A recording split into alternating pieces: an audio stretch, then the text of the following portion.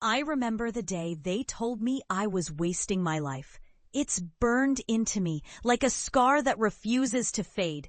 I was standing in front of my research team, eyes bright with conviction, trying to explain this crazy idea I had, using fungi to heal the poisoned soil, to breathe life back into lands ravaged by industry. And they laughed. Not just a chuckle or a sneer, they tore into me, ridiculing what they called pseudoscience, calling me naive. An embarrassment to the very field I loved.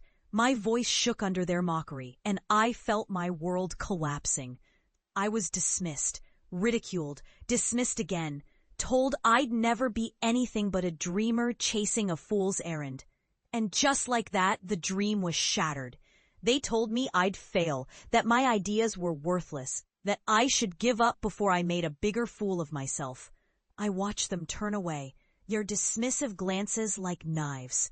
I was humiliated, crushed beneath the weight of their contempt. I could have given up then, packed my bags, gone quiet, but deep down, I knew this wasn't the end.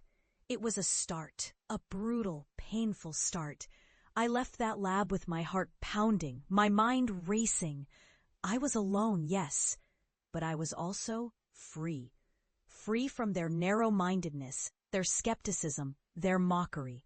I poured myself into my research, into learning everything I could about fungi, how they could detoxify heavy metals, break down hydrocarbons, restore ecosystems no one believed could be saved. I fought against the ridicule, against the doubters, against the crushing weight of failure that loomed like a storm cloud over my every step. Years went by. I sacrificed everything, money, comfort, relationships, even my own doubt, until one day I saw my first real breakthrough. I started small, a toxic wasteland in a forgotten corner of the industrial zone. A patch of earth that no plant could survive on was transformed, almost overnight, into a lush green sanctuary. Tiny fungi, hidden beneath the surface, working silently but powerfully to reclaim what humans had destroyed. Word got out, and then things changed. The media caught hold of the story, the scientist who uses fungi to heal the earth.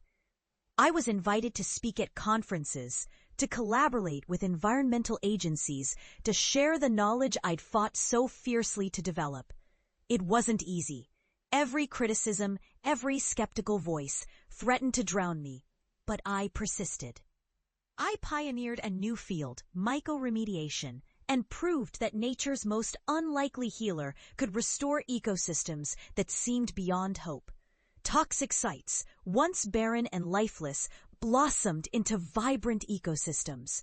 The land healed, the communities thrived, and I stood in awe of what fungi could do, what resilience, what quiet power lay beneath the surface. And then came the day I returned home. I hadn't been back in years, not since I left with a suitcase full of hope and a heart full of doubt. I was nervous, of course, wondering if they'd finally see me as anything more than that ridiculous girl they mocked. I pulled up to our old house, the familiar driveway, the cracked porch, the yard where I used to play as a child. Only now, the landscape had changed. The weeds and dirt patches were replaced by a lush garden, a thriving backyard that looked like a miracle. As I stepped out, I saw them. My family, standing at the window, staring, faces I hadn't seen in years, eyes wide, mouths agape. I knew what they were thinking. They'd heard about my success, seen the stories, but I wondered, did they believe it? Or was this just more of their skepticism, their reluctance to accept something they dismissed as impossible? Then I approached. My mother's eyes welled with tears as she looked at me, at who I'd become. My father's jaw clenched, unsure whether to be proud or dismissive. I took a deep breath, feeling the weight of every sneer, every laugh, every doubt they'd ever cast on me. I stepped onto our porch and turned to them. "Look around," I said softly but firmly. "This is what your doubts almost kept me from seeing, what I almost doubted myself for."